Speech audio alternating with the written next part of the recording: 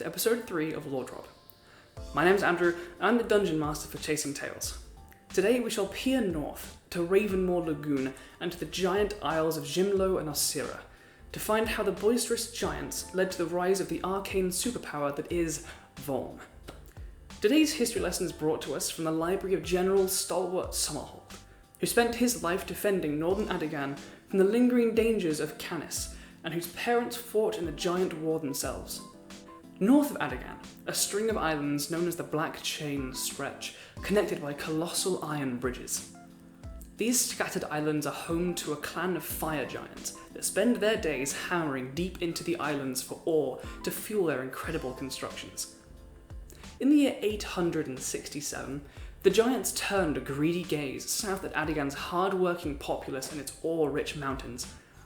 With little warning, great iron barges delivered the giants to Canis Peninsula, along with their forces of lesser giants and ogres.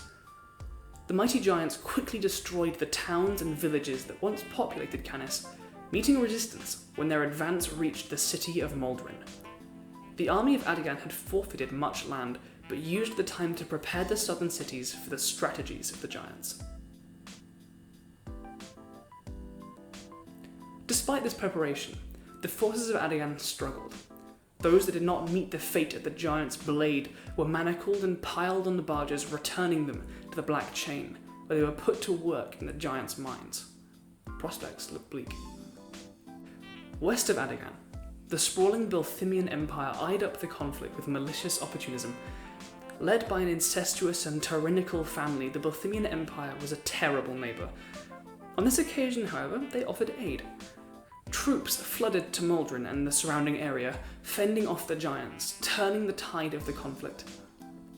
Despite the shifting of the war with the giants, the Bilthimian troops proved themselves equally dismal house guests as they were neighbours. While the Addagani hosts were grateful for their aid, the Bilthimians acted more like an occupying force than an ally, taking what they wished in payment for their allegiance. This tense arrangement persisted until 890, where the conflict came to an abrupt conclusion. The neighbouring island to the Black Chain, Osira, is home to no fire giants, but to the Thunder King, the storm giant Heinrich Fornemir. The king of the giants issued a single command, ordering the fire giants to end their invasion. The fire giants, after 23 years of fighting, obeyed immediately, returning to the Black Chain within days. The reason behind the Thunder King's abrupt decree is a mystery to all. With the conflict ended, and only the remnants of the giants' entourage still posing a threat, the Bilthimian forces could have left. They felt, however, it would only be proper to stay and enjoy the gratitude of the kingdom they had so generously saved. Within the tyrannical empire, other forces were in motion. With a large portion of the empire's armies elsewhere, a group of 9 mages gathered strength and a following of loyal servants tired of Bilthimian rule. In 892, the mages struck.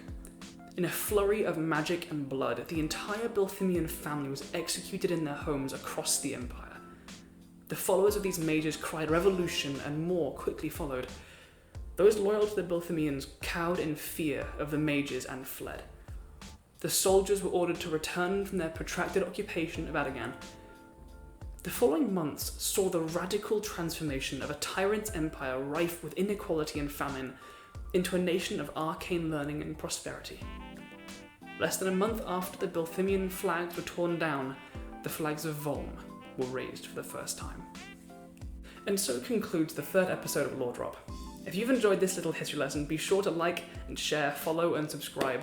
I would like to thank the Cognitive Merchant for their ongoing support. Be sure to check them out in the links in the description for awesome bespoke leather, tabletop RPG and LARP gear.